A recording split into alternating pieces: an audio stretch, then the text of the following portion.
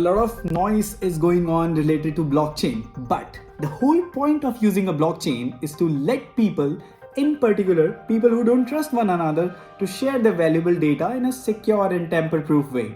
We all know that blockchain is the fundamental for the operations of cryptocurrencies, but it has a lot to offer than that. Blockchain has a nearly endless amount of applications across almost every industry. You name it, blockchain has got it. The ledger technology can also be applied in tracking the fraud in finances, securely sharing the patient's medical records between healthcare professionals, and even act as a better way to track intellectual property in business and music rights for the artists. If only Israel copyrighted their national anthem using blockchain tech, Mr. Anu Malik might not have copied the music from them. Will we get a lot secure, or we will make things complicated? Only the time will tell. But for more of such reels, consider following me back.